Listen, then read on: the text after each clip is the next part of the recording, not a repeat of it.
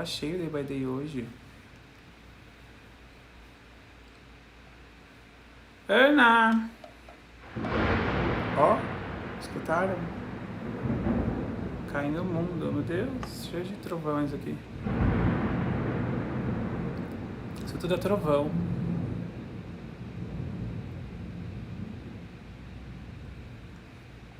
É linda aquela aula, né? Reflexos primitivos. Bem legal. Vamos lá, vamos falar sobre ambliopias por opacidades. Quando a gente pensa em ambliopia, a gente vai... eu também engatinhei. A gente vai entendendo, né? Uma semana sem Day by Day, vocês já ficam sentindo falta, né? Eu também sinto falta, eu fico lá falando pra Denise assim, mas eles vão sentir falta. E a gente também sente falta. E aí eu falei, nem vou avisar que não vai ter, porque aí fica sentindo mais falta, né? Então vamos lá, vamos falar sobre ambliopia por opacidade. É um tipo de privação, né? A não entrada de luz. A ambliopia, a gente já falou bastante das ambliopias aí de forma.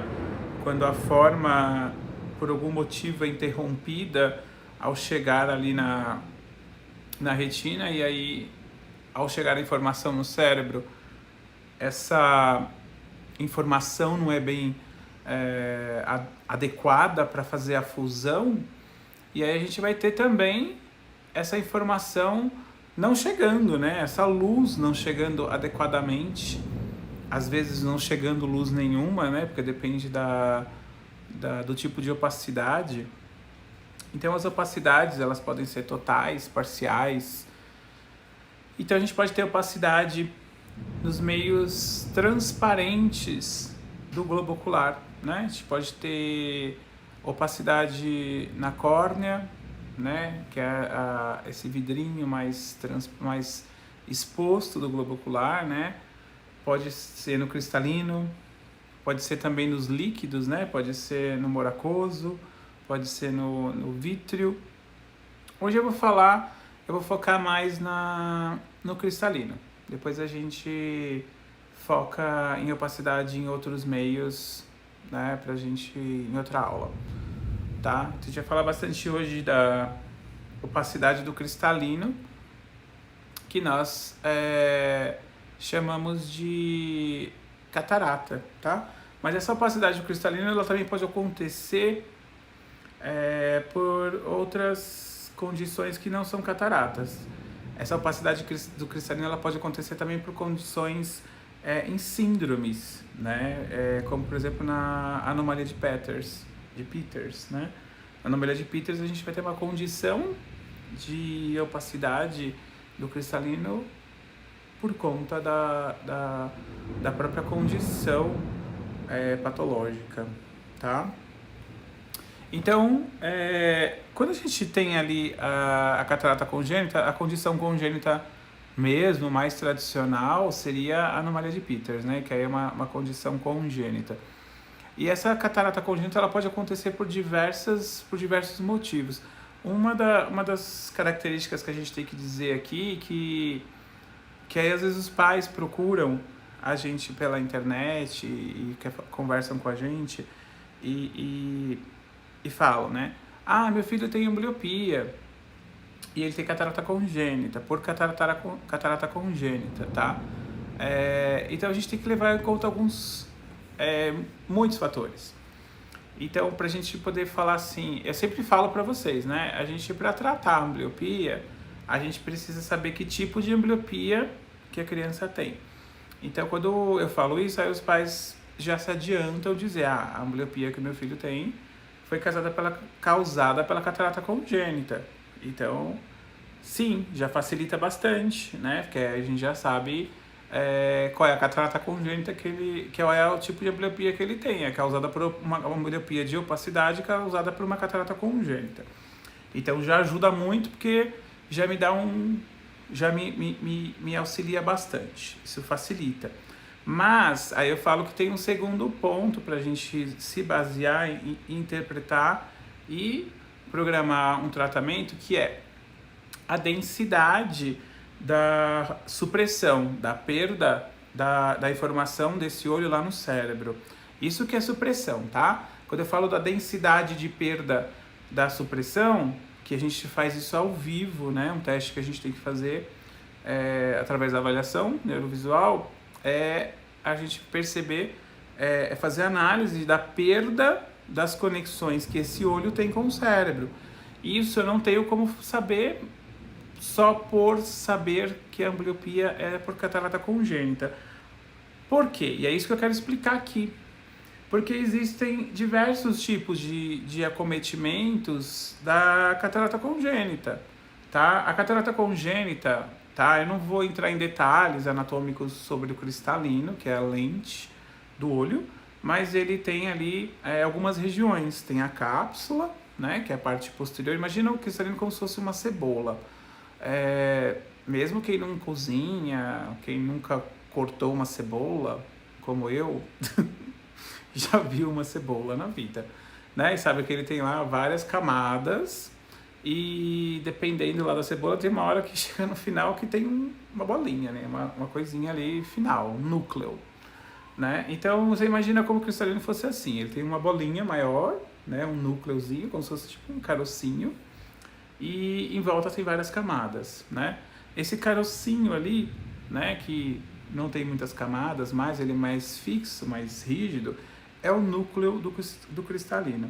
E em volta, né, que seria a parte, as camadinhas em volta desse núcleo, a gente pode chamar de córtex do cristalino, ou a parte capsular, tá?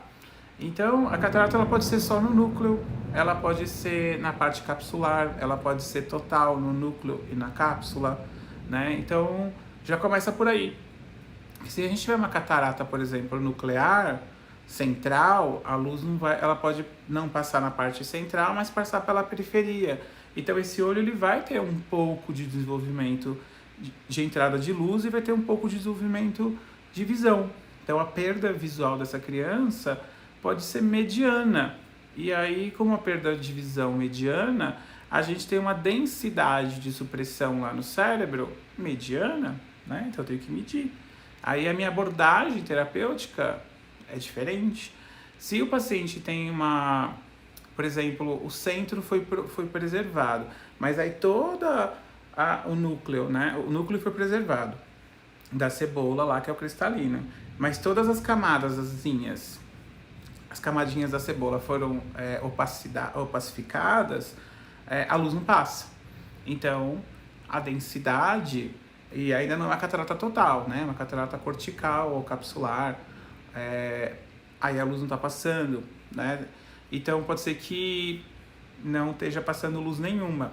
Mas aí também tem a qualidade, né, da opacidade. Pode ser que esteja passando algum grau de luz. Pode ser que a opacidade seja bem severa, bem leitosa e não deixe passar nenhum raio de luz. Aí a densidade de supressão, né, lá no cérebro seja bem severa. E aí minha abordagem terapêutica vai ser diferente. Então, quando o pai me procura e ele fala: meu filho tem uma ambliopia por causa da catarata congênita, e aí ele acha, porque eu já sei qual é das 63 tipos de ambliopia que ele tem, que eu já consigo dar uma orientação e orientar e às vezes atender, né?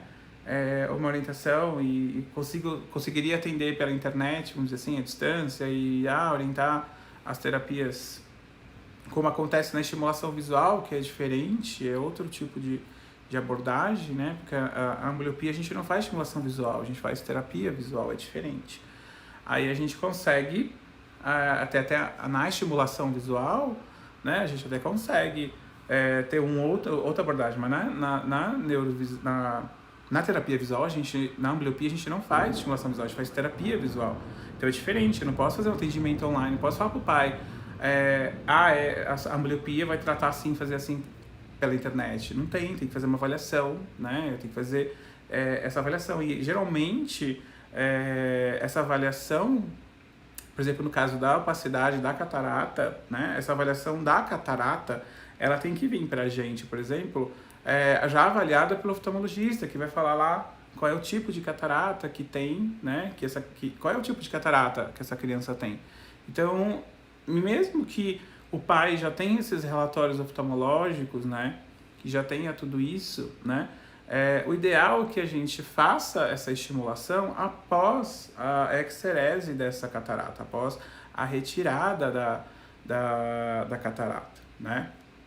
Por quê? Porque a gente quer fazer o restabelecimento da visão depois que foi retirado ali o cristalino doente, né? O cristalino opacificado, tá?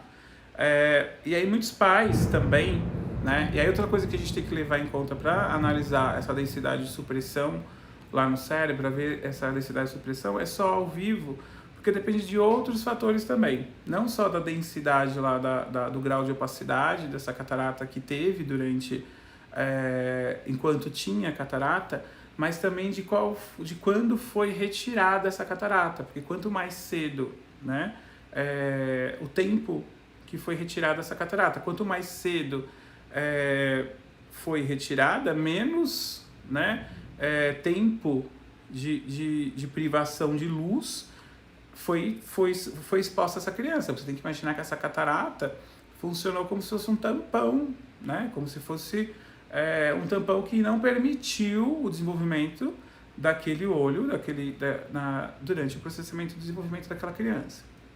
Então, por exemplo, e às vezes, né, essa criança, esse pai, né, esses pais não percebem as cataratas, e aí muitas vezes, por quê? Porque existem cataratas também que são muito sutis, né, nem sempre todas as cataratas levam a ter a leucocoria, né, o olhinho branco ali, a lente do olho totalmente branca. Tem cataratas que são mais sutis, né, que às vezes tem só um pontinho, né, de opacidade que só é percebido, né, ao exame oftalmológico. E aí é importante levar a criança, né, logo que tem 3, 4, 6 meses a fazer um exame apurado para ver como que está toda a saúde ocular. Então é importante salientar isso, né, porque muitos pais procuram a gente, né, com esse tipo de abordagem. E ao mesmo tempo eu fico bem feliz, porque já venho fazendo essas lives faz um tempo, de segunda-feira, falando sobre ambliopia, e aí eu falo, tem vários tipos de ambliopia, para cada um tem um tipo de tratamento, um tipo de abordagem, então os pais já vêm tendo essa consciência de que tem vários tipos de ambliopia. E aí eles eu já sei qual é o tipo de ambliopia do meu filho, né?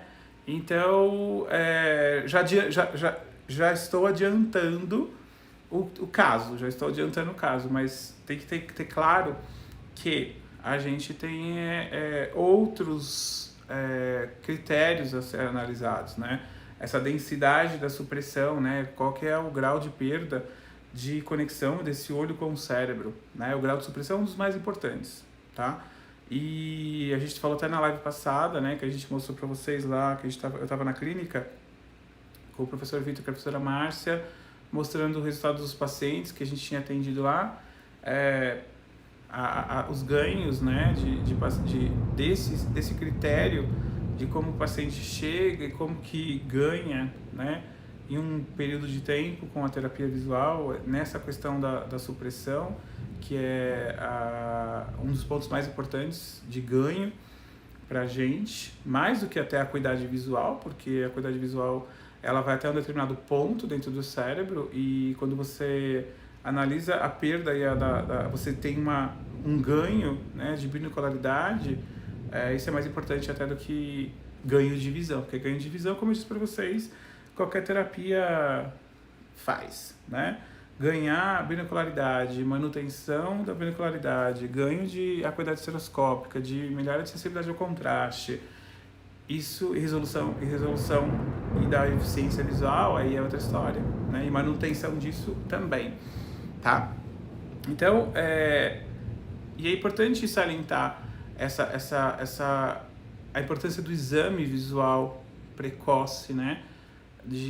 Dos bebês, né, para ser feito, porque existe uma gama de cataratas, de opacidades do cristalino que não levam à leucocoria, né? A opacidade do cristalino, a parte branca, né, a ver esse cristalino branco, né? Existem cataratas mais sutis, né? Cataratas que levam a pontos, né? Como a Mittendorf, por exemplo, é uma catarata que leva a um pontinho, né? As cataratas infantis, elas não são tão... Tem algumas cataratas que não são tão agressivas visualmente falando, né? Mas podem ser agressivas a ponto de interromper, por exemplo, o fluxo de entrada de luz por atrapalhar. Ser um pontinho, mas esse pontinho está bem na região central, no eixo óptico central, e aí o raio de luz não atinge a fóvea. Então a gente vai ter aí um não desenvolvimento da fóvea, que é a região central da visão, e aí a gente tem uma baixa de acuidade visual de visão central, e aí atrapalha bem pior, né? Então a gente pode ter aí desenvolvimento de microestrabismos para tentar compensar isso. Então essas cataratas infantis que não são agressivamente visuais, né, visualmente agressivas, porque a gente não percebe, elas podem ser agressivas visualmente falando, né, em termos de desenvolvimento de perversões sensoriais aí na visão binocular. Então é importante que se leve a sério aí o exame, né, visual precoce sempre, para se investigar, né, a saúde do cristalino, né, principalmente para investigar as cataratas. Existem alguma gama aí grande de tipos de cataratas infantis, né, porque as cataratas congênitas, elas geralmente já são mais, levam à leucocoria, né, já são mais visualmente mais aparentes, e aí elas são mais já vão estar evidenciadas, né, no exame no hospital, e aí são mais fáceis de serem evidenciadas. Agora as infantis não, tá? Então, e o tratamento, né, é igual eu disse para vocês, nas cataratas congênitas a gente vai ter de ambliopias leves a muito severas, né? O que vai permitir essa variabilidade de prognósticos, né? O tipo de localização da opacidade, o nível de opacidade e principalmente o tempo que se demora para retirar essa opacidade, né? Então o diagnóstico precoce se faz necessário, tá? Quanto mais tarde se tira, são piores os prognósticos, são piores as perdas, né? Porque mais tempo aquele olho ficou sem estímulo, né? Sem exposição à luz, né? A gente vai ter aí o não desenvolvimento desse olho por não ter exposição à luz, ou uma qualidade inferior de luz, né? Então esse é uma das principais características que a gente tem aí das cataratas por opacidade geral. Isso vai se refletir também tanto na opacidade por córnea, que a gente pode discutir em uma outra live, porque ela tem umas características um pouco mais específicas e especiais, né? Isso é um pouquinho diferente, né? Elas já são mais uma gama maior de patologias, de síndromes que levam às suas opacidades, né? E aí o tratamento é um pouco mais específico, né? As opacidades vítreas e do humor aquoso já são mais, vamos dizer assim, mais urgentes, né? Porque eles vão ser relacionados a traumas muitas vezes, e aí é mais urgente porque aí já tem o ato cirúrgico para retirada, né? Geralmente vai ser por pus ou por sangue, né? Ifema, por exemplo, na câmara anterior, ou hipópio, né? Na câmara anterior por pus. Então vai a retirada dessa opacidade se faz meio que urgente, né? Na cirurgia, geralmente por um trauma ocular. E aí, muitas vezes é muito raro se levar a uma ambliopia, né? Mas, se falando de Brasil, a gente vê de tudo, tá? Então, é impossível na literatura, mas no Brasil eu já vi. Então, a gente pode acontecer, tá? Mas agora, em termos de córnea e catarata, a gente já é bem mais comum, tá? E aí, como eu disse lá no começo, a catarata ela pode estar associada também, né, a quadros de síndromes e anomalias. Aí, dentro das anomalias mais comuns de congênita que a gente vai pensar, a anomalia de Peters é uma das mais comuns, né? A gente vai ter problema quando a anomalia de Peters ela leva à formação de panos, né? Que aí quando a conjuntiva, a esclera, ela invade a córnea e a gente tem outras situações mais complexas. Mas aí a gente deixa para falar mais quando a gente vai falar de opacidade de córnea e a gente pode falar de panos lá. Eu acho que em relação à catarata congênita é isso. Eu acho que as informações mais básicas em relação a isso. E se vocês tiverem dúvidas, falem. Falei bem no meu tempo. Se vocês tiverem dúvidas, façam dúvidas, falem as dúvidas, escrevam aí.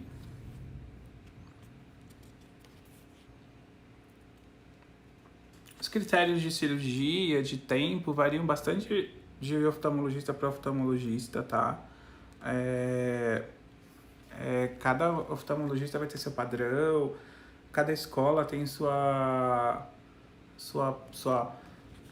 seu, como posso dizer, seus critérios. Então, assim, quando operar, quando não operar, geralmente todas as escolas levam em conta, né, de quanto mais cedo operar, melhor. E aí tem a questão da maturidade, do tipo de catarata, o tipo, as nucleares, as corticais, enfim. E levam em conta a questão da saúde do bebê, ainda mais quando está associada a quadros metabólicos, né? Porque muitas cataratas são também relacionadas a quadros sistêmicos, né? Então, doenças sistêmicas, algumas doenças sistêmicas geram uma alta incidência de catarata, né? Tipo, algumas síndromes, né? Síndromes como Bardet-Biedl, a trissomia do 21, por exemplo, algumas situações metabólicas, né? A galactosemia, são situações metabólicas, baixo cálcio durante a gravidez, a própria hipoglicemia, doenças como toxoplasmose, rubéola, tudo isso pode gerar, né, aumentar a incidência de catarata. E também o uso de drogas, né? Alguns tipos de drogas, como os corticoides, podem gerar essa incidência maior da catarata. Então, tem que ver também a situação sistêmica do bebê para operar, a prematuridade, tudo isso tem que ser levado em conta nos guidelines que eles fazem de cirurgia. Então, cada departamento tem os seus guidelines, então não cabe aqui dizer, a minha opinião, né? Não tem opinião formada sobre isso. Até uns anos atrás, até tinha, né? A partir de um tempo eu desencanei de ter opinião formada sobre isso. E não ter opinião formada sobre tudo. Não tenho mais opinião formada sobre isso. Porque eu tô na outra linha. Tô na linha de que depois que tira a catarata, aí é comigo. Aí a gente recebe, bate no peito e deixa com a gente. Mas enquanto isso, a gente não pode fazer nada, né? Eu não costumo estimular pacientes quando estão com catarata ainda. Eu só estimulo, tá? Depois que tira. Depois que eles tiraram, manda ver, tá? Algo importantíssimo para dizer aqui, né? Então, podemos estimular, Sandra. Depois que tirou a catarata, manda ver. Algo que eu já falei bastante, né? Neurovisuais sabem disso, né? Isso é algo da modulação neural. É algo que eu já falei exaustivamente. Os alunos do PMV, os alunos do RVM, os alunos da Neurovisão e talvez os alunos que estejam aqui que não são alunos, né? Eu posso depois um dia falar sobre isso, mas já fiz até live sobre isso. A gente na Neurovisão, né, a gente não estimula com correção, né? E mesmo num paciente que tenha uma exerese de catarata, ele não coloque a lente, que ele vai ter lá um grau alto de hipermetropia, a gente adapta a terapia para não usar com correção, tá?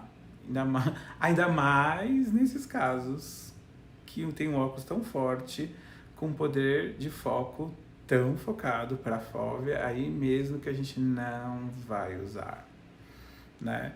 Então, um bom aluno de neurovisão sabe disso. Por favor, né? Tipo, vocês sabem que a gente não usa e vocês sabem por quê. Então, Dalva, que eu acabei de falar, eu não dou opinião sobre retirada, colocação de lente, porque cada guideline de cada um depende muito do departamento de cada um, entendeu? Porque eu já vi de tudo, entendeu? Eu já vi... E aí eu posso dizer o seguinte...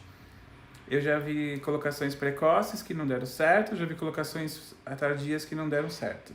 E o que eu percebo hoje, né?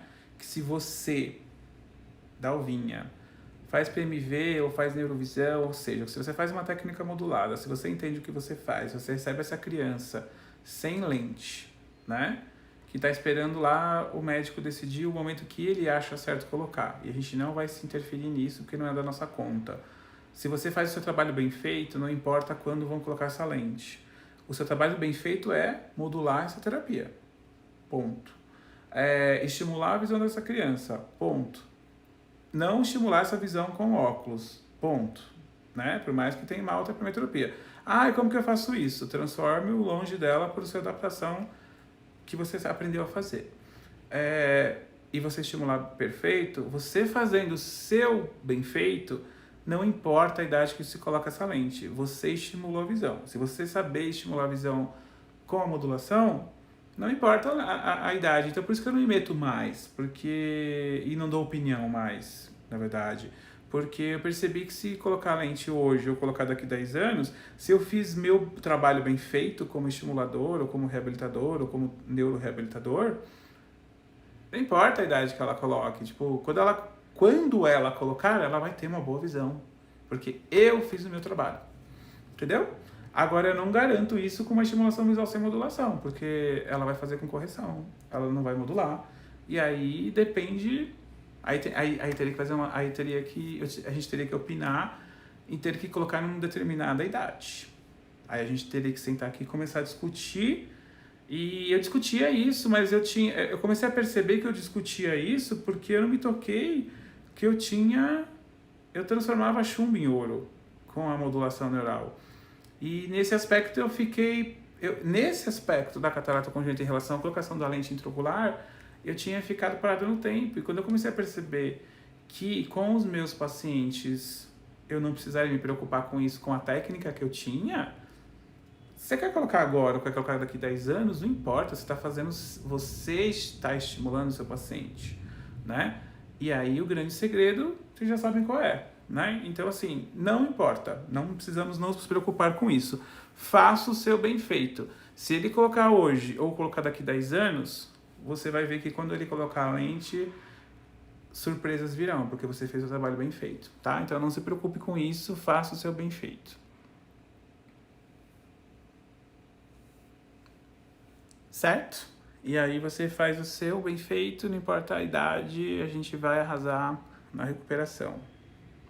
Porque o nosso papel é arrasar na recuperação, né? É isso. Mais dúvidas?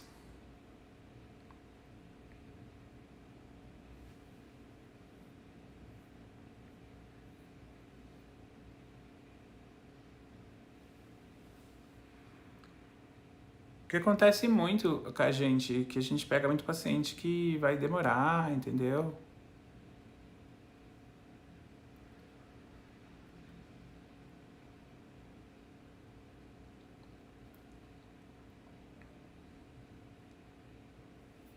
Depende, Ana, depende do tipo de glaucoma, depende de como que tá a situação ali do seio caramelular, da musculatura ciliar.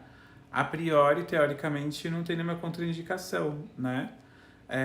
No caso de terapia, né, a gente já nesse caso dessa criança, a gente já tem várias vários senões, né, para trabalhar aí a estimulação visual ou a neurovisão mesmo. A gente já tem, mesmo as técnicas moduladas, a gente teria vários senões para trabalhar com essa criança, mas a gente também tem que fazer nosso melhor aí para desenvolver a visão dela, né?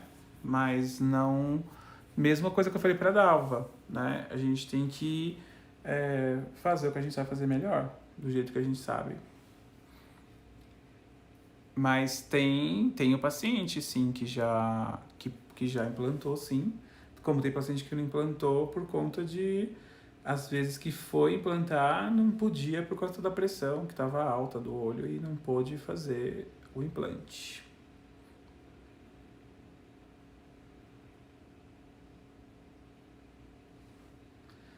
Entendeu? Então já teve indicação, então quer dizer que pode, sim.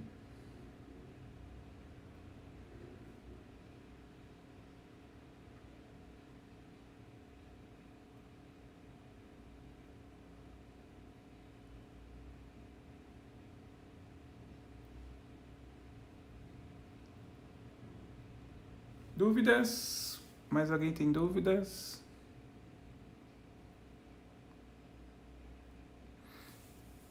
Vocês viram que amanhã cedo a gente tem 8h30, a gente tem no Day by Day, a gente vai ter a avaliação funcional da visão. Tá lá no meu history. Acho que tá no meu history já, né? O link. Acho que eu coloquei. Ou está no grupo do Day by Day. Quem estiver lá, as vagas são limitadas. Vamos aprender a fazer avaliação funcional.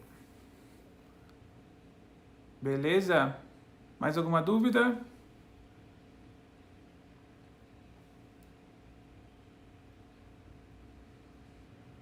Beleza, então até.